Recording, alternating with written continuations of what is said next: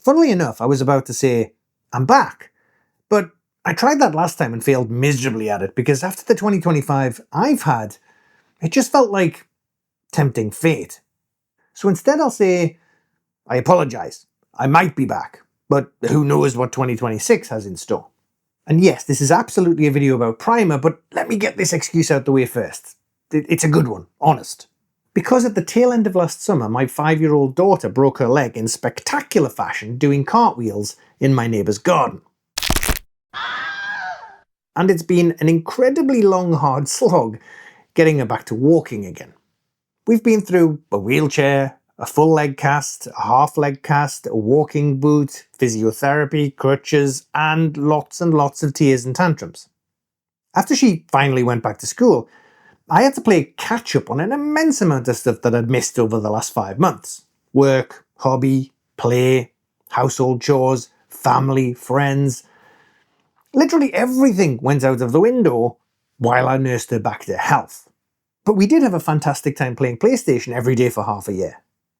I mean, she wouldn't play the Silent Hill 2 remake, bless her, but Astrobot was far better than watching K-pop Demon Hunters every day until she could walk again.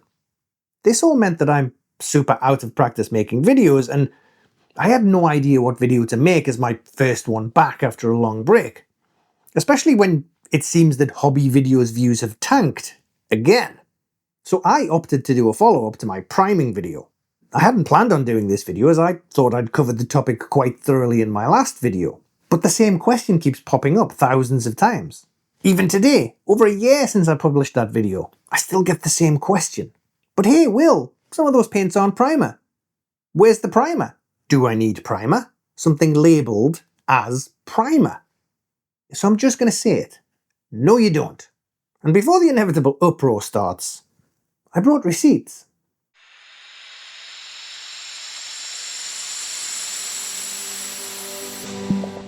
Hi, I'm Will and you're watching The State of Play, where I'm going to dispel the myth of primer using 40 years of painting guides by everyone's favourite hobby company, Games Workshop. Because let's be honest, if Games Workshop says you don't really need to use primer when they could be selling you spray paints at over $24 a can, then it's probably true. Now, I've been in this hobby since John Blanche had brown hair, every model was probably made of poisonous lead, and Huey Lewis topped the charts with The Power of Love because Back to the Future was a cultural phenomenon. It's been 40 years since I bought my first miniature in 1985. But let's go back in time a little later to 1989. So that would be 2 years after Warhammer 40k Rogue Trader was released, and around the time I picked up my first Games Workshop published painting guide.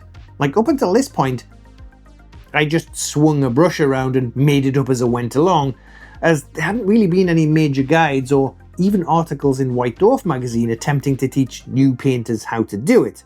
Certainly none a child could follow with colour pictures. The first painting tutorial I ever remember seeing was in White Dwarf issue 113, aptly called How to Paint Citadel Miniatures. Now the article was written by a brown-haired John Blanche, or at least devised by him, and it was a detailed step-by-step process covering a whole range of painting tips. It was my first time seeing the entire process of painting a blood angel and covered every step. I mean, back then I didn't have the patience to follow any of the steps, so I ended up with these. We probably all noticed that over the years most written painting guides became a draw the rest of the owl scenario, where the 3 example photos would go from base coat to wash and then immediately to Golden Demon level paint job. And the descriptive paragraph underneath would say something like, highlight the edges with mithril silver. Oh, is that it? Had I only known. But this guide actually said 8 progressively lighter shades of the base coat were applied to the raised areas. And I remember as a kid thinking, what? How many? I don't have time for that shit. I have a game planned tomorrow. That was information that likely put a huge amount of people off the hobby, as players who wanted models on the table quickly for Warhammer 40k, Dark Future, and Warhammer Fantasy Battle, 8 more layers of paint was news we didn't want to hear. I mean, it's funny, but I don't recall ever reading that same description again, as the standalone painting guide that came out later that year, this one, never mentioned 8 layers. In fact, they simplified it to just this table. I'm guessing this scared off less people and made these paint jobs seem more approachable. Anyway, I'm off topic. Priming. If we go back to the White Dwarf 113 I just mentioned, in the John Blanche painting guide it says this. And it was never called priming, always undercoating. Remember that? It's relevant later. The best way to undercoat your model is thinned Citadel white acrylic, lightly applied. And stage 2 of the ogre painting example says exactly this. Basically, John was intending you to use the pot of skull white paint from this paint set to undercoat your model. Paint sets that are featured in the same article. And yes, I'm so old that I still have them all. So that's one tick box in 1989 for not using a dedicated primer, just ordinary paint. Let's keep going. The standalone painting guide I mentioned also says the same thing, but expands by saying you should prime in white or grey paint, and that some weird people like using black. Okay, I added the weird part, it doesn't say that, but it proves that times do change. This guide is also one of the first instances I remember of Citadel saying you can use matte white car primer if you're undercoating multiple models at once, say an army for Warhammer Fantasy Battle. And it was a tip for speed more than anything else. Citadel hadn't started selling their own rattle cans at this point. You can tell, because there's not a full page advert for spray cans on the next page. This gives us a second tick box in late 1989 for not using a dedicated primer, just paint. Now, let's skip forward to 1993 to this heavy metal guide. Times have moved on and Citadel does now have a range of spray paints, but still leans heavily into skull white and chaos black undercoating with a brush, stating, use an old brush and apply a slightly watered down coat of skull white to the whole model. And it's important to let the undercoat dry before you begin painting. This obviously gives us a third tick box for no dedicated primer in 1993, although Citadel have started selling spray cans at this point, which they call spray paint, not primer. And in fact, even today, the word primer is nowhere to be found on any Citadel spray can. Let's take the next two painting guides together as they're almost identical. One was released in 2003 and the other 5 years later in 2008. Now, in my personal opinion, this is the point in our hobby where I believe much of the primer confusion started. Here, when we were told the solvents in undercoat can detach the glue we used on our models. I'm sorry, what? What solvent is going to dissolve superglue on metal or plastic cement that literally melts plastic together? Hydrochloric acid? So at this point, we were being cleverly informed that a spray can might have had some magical solvent-like ingredient in it that made it better than a simple pot of paint. And this is where we get statements like, the purpose of undercoat is twofold. It acts as a primer, or key, and provides a flat base colour to paint on. This being literally the first time we've ever heard the term primer used in a painting guide. It goes on to say, you can undercoat with a brush using standard paint, but it'll be weaker. A spray can is designed to key to metal and plastic surfaces. Is it? Really? Exactly what kind of substance in the spray paint keys to both metal and plastic? And keys better than the standard paint Golden Demon winners have been using since 1987. Why are spray cans suddenly the be-all and end-all? The benefits of using a spray undercoat far outweigh the cost.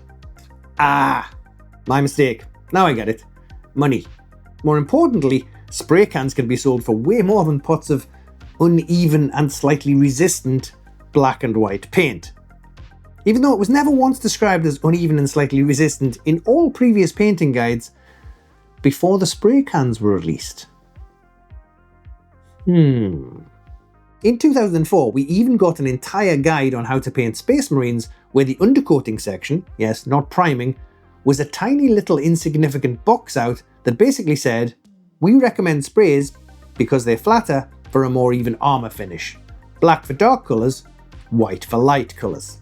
So I guess between 2003 to 2008 you could prime with standard paint, but now spray cans are better because... profit.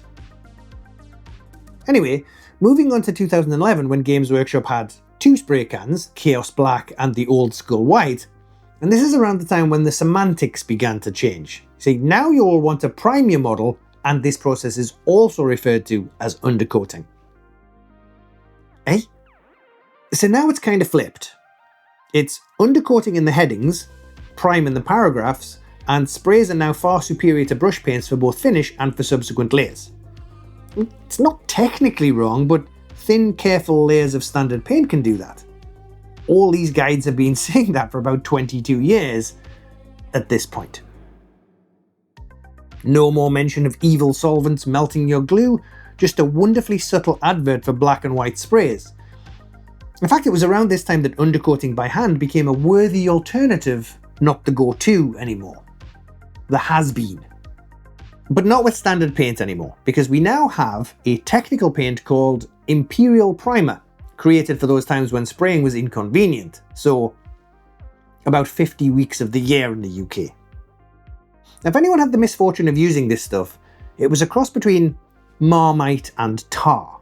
Like, I'm pretty sure it was the same stuff the engineers used to create the Xenomorph.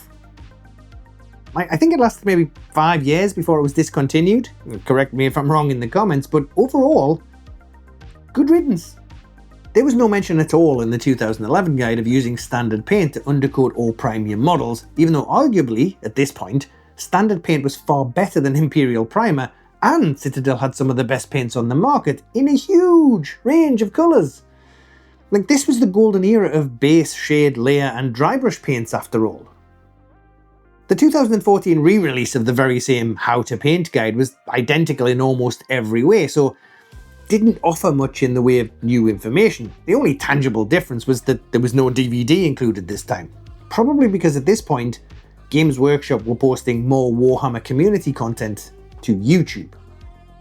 Now, by 2016, painting guides had fully embraced using spray cans, and in fact, the release of individual guides like this one for Genestealer Cults often recommended no less than 3 different sprays: Chaos Black, Corax White and Mechanica Standard Grey. We've gone from priming with a pot of paint to needing 3 different rattle cans to complete a box of miniatures. So maybe sometime between 2011 and 2016 was the time we can consider the whole concept of paint as a primer dead and gone. Right? Well, no, because skipping forward again to 2021, another 5 years after the last iterations of painting guides, we have this: Warhammer Age of Sigmar Mortal Realms. This is a weekly collector's magazine with paints and miniatures and tools. It's arguably one of the cheapest ways to get models that we have available. And if we open the painting guide in here, we find this: Prime your Knight of Shrouds. It says to use Corax White, then the Hylic Oxide, then dry brush again with Corax White. Here, in the priming section. Note, it's called priming. Now, it could absolutely mean prime with the Corax White spray, which wasn't discontinued until mid-2022. This issue was from 2021, remember. However, there's nothing to suggest a spray can, and this magazine series only came with paint pots anyway, so I took this to mean prime with the base paint of Corax White, because basically it's identified here, and because these 2 boxes are the same shape. And well, you can't dry brush with a rattle can. But let's play devil's advocate and put this one on the fence. It could be priming with standard paint, but it could also be with a rattle can. Instead, let's skip forward a few more years to 2025, somewhere in the middle of the year to issue 43 of another weekly magazine, this time Warhammer 40k Combat Patrol. Now, as if to make things utterly confusing, it's now gone back to being called Undercoat, and this time it's explicitly stating to undercoat the models with Abaddon Black. No confusion this time, because there is no Abaddon Black spray paint. That's called Chaos Black. So it's definitely a pot of standard paint, not a technical paint, not a rattle can, a normal Citadel paint. So we're now right back to where we started, priming with a pot of paint, albeit black rather than white. At this point, it's probably fair for me to say, I rest my case, Your Honour, primer is not required. But just in case I haven't fully convinced you yet, I invite you to go and watch one of Warhammer's latest videos covering the painting of models in the Warhammer Quest Dark Water box. Now this guide teaches you how to undercoat all the models using Abaddon Black from a pot. Now personally I'd have gone with a grey or an ivory for many of these models, but So what do you reckon? Models need dedicated primer or not? First they didn't, then they did, now apparently they don't again. We've gone full circle over 40 years. Like, was it a genuine development of knowledge and techniques over many years, or is it a simple case of increasing profit margins with more expensive products?